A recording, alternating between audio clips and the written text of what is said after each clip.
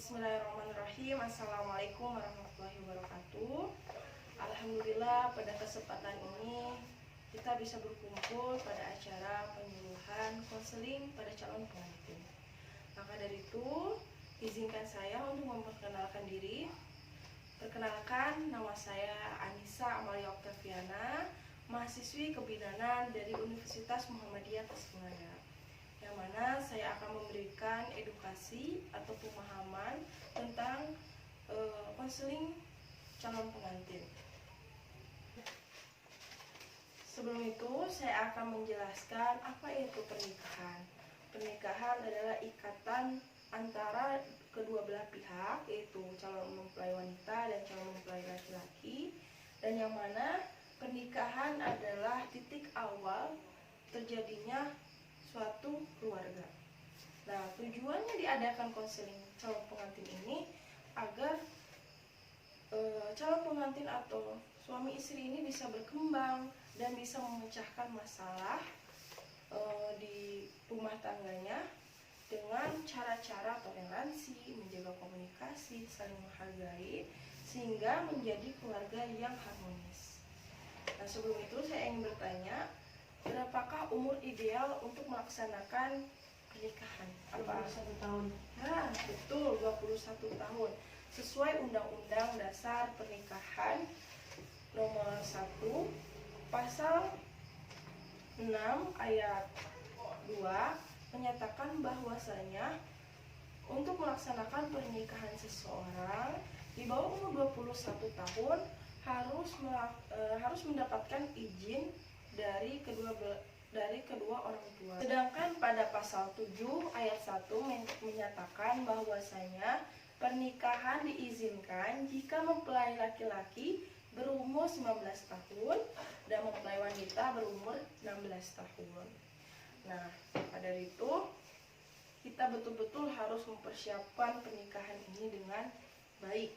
Nah, sebelum itu, apakah Anda tahu atau apakah kakak tahu apa saja sih yang harus dipersiapkan atau harus dikonsultasikan di pernikahan ini? Tidak, Kak. Nah, yang pertama kita harapkan kesehatan, yaitu dengan mengecek up tekanan darah, pemeriksaan darah seperti lab, urin, ada kolesterol, mungkin naudzubillah sampai ada penyakit yang menular seperti HIV. Dan selanjutnya yaitu imunisasi TT atau tetanus yang maksimal penyuntikannya ini dilakukan 2 kali, yaitu yang pertama ketika datang saat konseling dan yang kedua setelah penyuntikan suntik tetanus yang pertama. Dan yang kedua adalah menjaga kesehatan reproduksi. Kita bisa melihat bahwasanya kesehatan reproduksi ini benar-benar sangat penting ya Kak, terutama dalam mengganti pakaian dalam minimal 6 jam sekali. Tidak boleh memakai pakaian dalam yang ketat. Selalu membersihkan area intim dengan menggunakan air yang bersih dan dikeringkan dengan handuk yang bersih, tidak bau atau apek. Dan bisa digunakan juga dengan tisu ya. Kalau untuk laki-laki dianjurkan untuk melakukan sunat.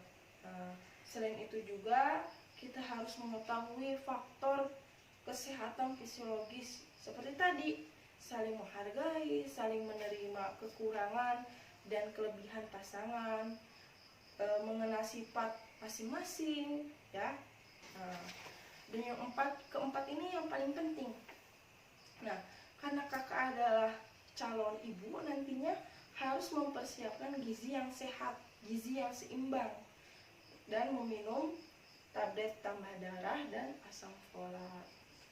Nah, selanjutnya yang harus kita ketahui selain 4 hal ini, tentu dalam perkawinan pasti ada tindakan kekerasan yang mengganggu pernikahan. Kakak tahu gak apa tindakan atau hal kekerasan yang mengganggu pernikahan? Tidak, Kak. Nah, kita akan memperjelas. Yang pertama, kekerasan fisik. Kekerasan fisik itu seperti apa? Memukul, menendang, mencakar, menampar, dan lain-lain. Ini adalah salah satu contoh kekerasan fisik. Dan yang kedua adalah kekerasan fisikis. Kekerasan fisikis itu seperti menghina, mengomentari yang tidak enak pada hati istri maupun suami, dan lain-lain. Dan yang kedua, dan yang ketiga, kekerasan seksual. Dan keempat, penelantaran, seperti tidak memberi rezeki, lahir batin, tidak memberi nafkah, tidak memberi makan, dan lain-lain ya.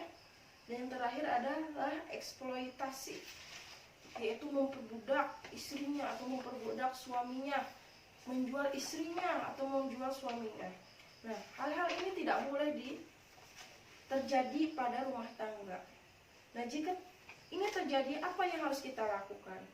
Solusinya itu kita harus datang ke instansi kesehatan, datang ke puskesmas, datang ke rumah sakit, datang ke klinik. Gunanya untuk apa? Untuk mengobati luka yang kita alami dan mendapatkan visium dari dokter.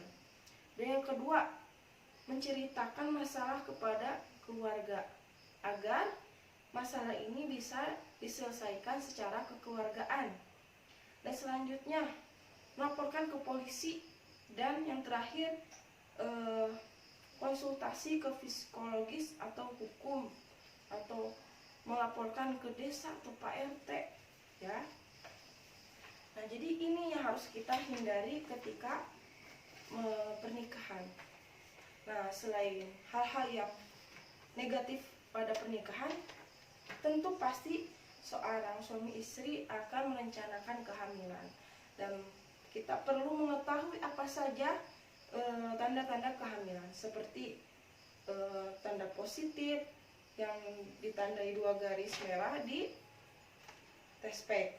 Dan yang kedua, merasakan mual, pusing pada pagi hari, telat menstruasi, tidak nafsu makan, ngidam. Nah, jadi ini adalah tanda-tanda kehamilan. Jadi seorang suami istri itu perlu tahu tanda kehamilan ini ya. Nah, selain itu, Kak, saya mau pacaran dulu, mau senang-senang dulu sama suami, mau nunda dulu kehamilan, apa ada caranya? Tentu ada caranya, yaitu dengan metode kontrasepsi. Metode kontrasepsi ini terbagi menjadi 2, jangka pendek dan jangka panjang. Jangka pendek itu bisa dengan meminum pil KB, suntik KB, atau dengan kondom. Dengan jangka panjang bisa menggunakan dengan IUD dan implan. Untuk pengantin baru dianjurkan untuk meminum pil KB. Nah, mungkin ini penjelasan dari saya tentang edukasi sebelum pernikahan. Mungkin ada pertanyaan dari kakak? Apa aja sih gizi-gizi seimbang? Nah, baik Kak, terima kasih atas pertanyaannya. Gizi-gizi seimbang itu apa aja sih? Yang pertama, protein nabati seperti tempe, tahu, kacang-kacangan. Protein hewani seperti ayam, telur, ikan, susu. Memakan sayur-sayuran, memakan buah-buahan, meminum air putih minimal dalam 1 hari 8 gelas. Menjaga kesehatan dan berolahraga yang teratur. Mungkin ada lagi Kak? Tidak ada. Cukup paham sampai sini? Baik Kakak, terima kasih atas pertanyaannya. Jadi kesimpulannya ya Kak, emang edukasi calon pengantin ini sangat-sangat penting gitu. Emang